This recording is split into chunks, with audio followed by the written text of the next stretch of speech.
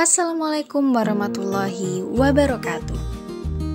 Siapa sih yang tahu tentang kisah penguasa Laut Selatan? Ya, kisah tentang Nyi Roro Kidul. Kisah Nyi Roro Kidul sebagai penguasa Laut Selatan menjadi cerita rakyat Jawa yang sangat terkenal. Bahkan, sampai saat ini masih banyak masyarakat Indonesia, terutama masyarakat Jawa, yang percaya dengan keberadaan Ratu Cantik penjelmaan Putri Kandita tersebut. Walau demikian, banyak sekali versi mengenai cerita rakyat Nyi Roro Kidul. Dan pada malam hari ini, kita akan ceritakan kembali bagaimana legenda Ratu Laut Pantai Selatan Nyi Roro Kidul. Pada zaman dahulu, tepatnya di daerah Jawa Barat, terdapat sebuah kerajaan bernama Pakuan Pajajaran.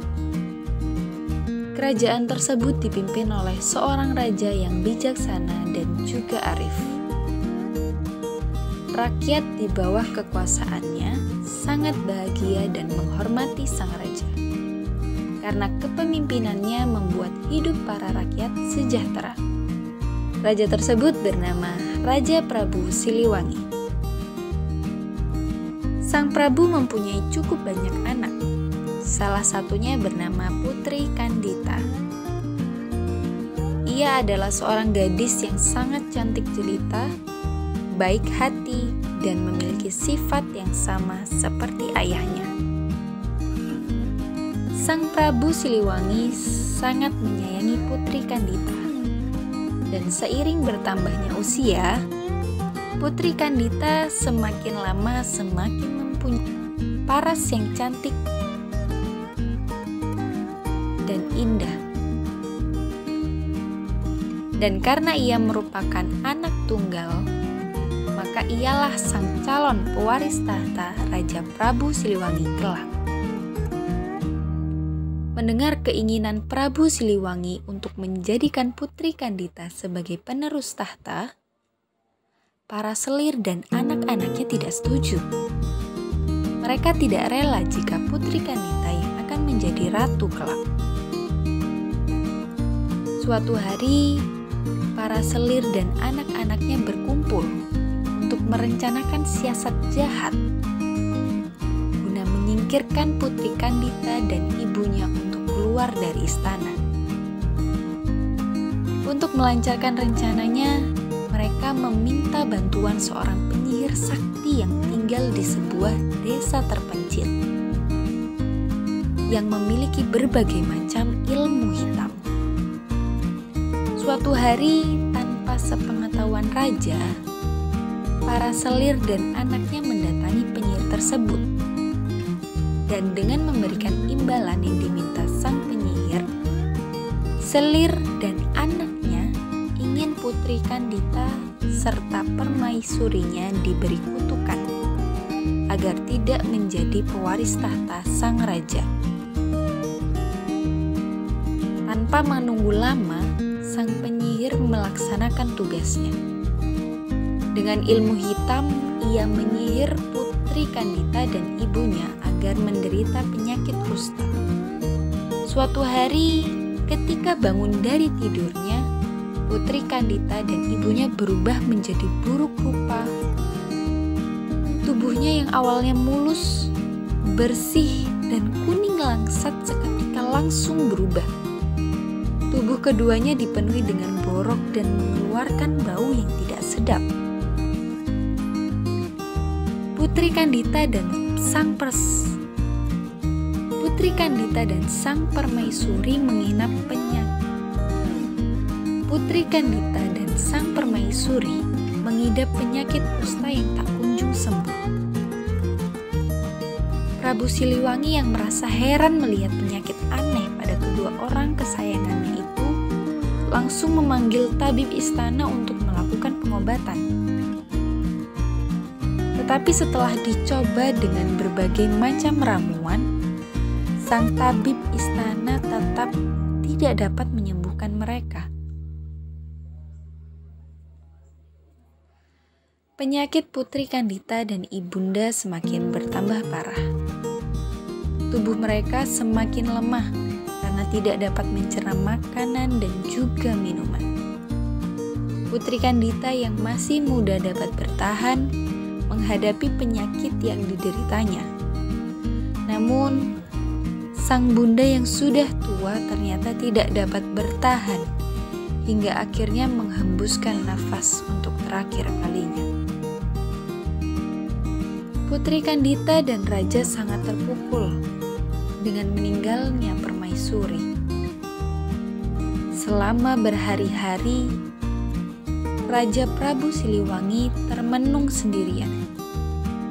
Ia merasa sangat sedih karena orang yang paling dicintainya sudah meninggalkan dunia terlebih dahulu.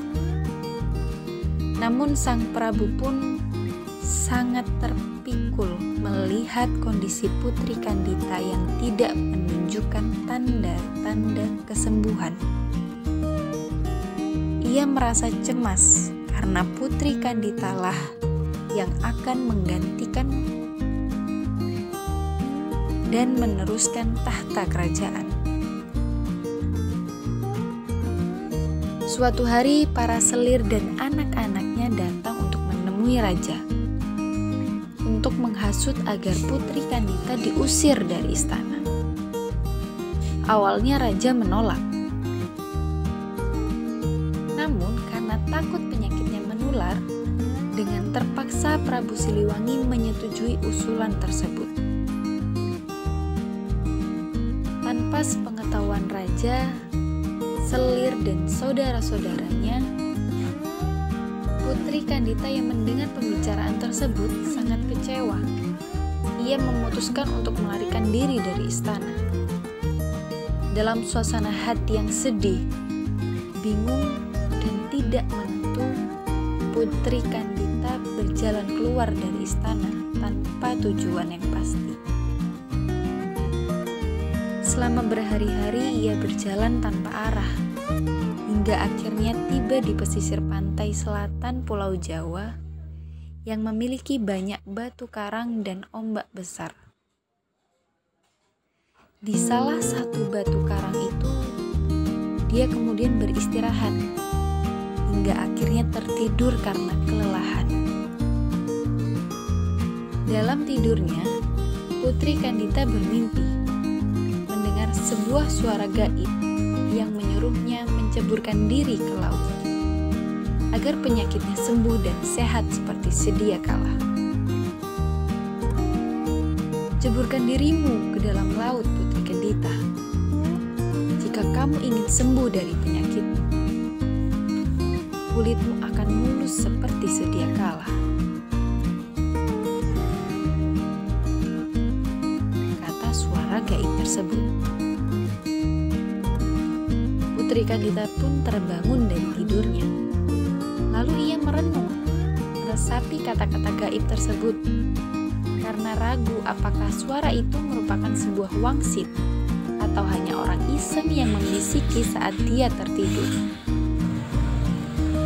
Tetapi setelah melihat sekeliling, sejauh mata memandang yang ada hanyalah hamparan pasir putih beserta ombak yang bergulung-gulung di sekitarnya.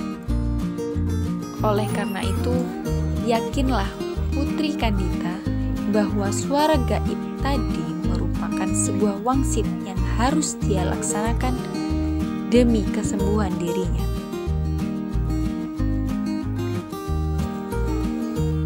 Meyakini bahwa suara itu sebuah wangsit, Putri Kandita segera melakukan yang diperintahkan.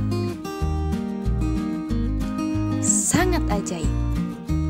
Ketika menyentuh air, seluruh tubuh Putri Kandita yang dihinggapi borok berangsur-angsur hilang dan menjadi mulus kembali. Kesembuhan Putri Kandita tidak membuatnya kembali ke istana. Dia lebih memilih untuk menetap di pantai selatan dan berbaur dengan penduduk sekitar yang sebagian besar berprofesi sebagai nelayan. Sejak tinggal di sana, Putri Kandita sangat terkenal karena karena kecantikan yang ia miliki. Banyak pangeran dari berbagai kerajaan datang untuk melamarnya. Namun dari sekian banyak yang melamarnya, Putri Kandita sama sekali tidak tertarik.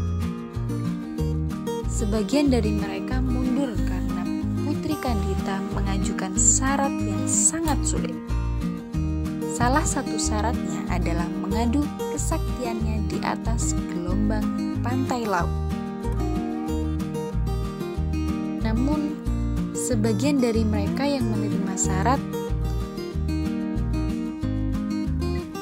ternyata dari sebagian banyak lelaki yang beradu kesaktian, tak seorang pun mampu mengalahkan Putri Kandita. Mereka akhirnya menjadi pengikut setia yang selalu mengawal sang putri kemanapun dia pergi. Sejak itulah Putri Kandita dikenal sebagai Ratu Penguasa Laut Selatan Pulau Jawa, yang kita kenal sekarang menjadi Nyai Roro Kidul. Dari cerita rakyat Nyi Roro Kidul Laut Selatan ini, ada pesan moral yang dapat kita ambil. Janganlah kamu berbuat jahat, karena perbuatan jahat akan menimbulkan malapetaka di kemudian hari. Jadi buat teman-teman, selalu berbuat baiklah pada semua orang yang ada di sekeliling kita. Dan tunggu cerita-cerita selanjutnya.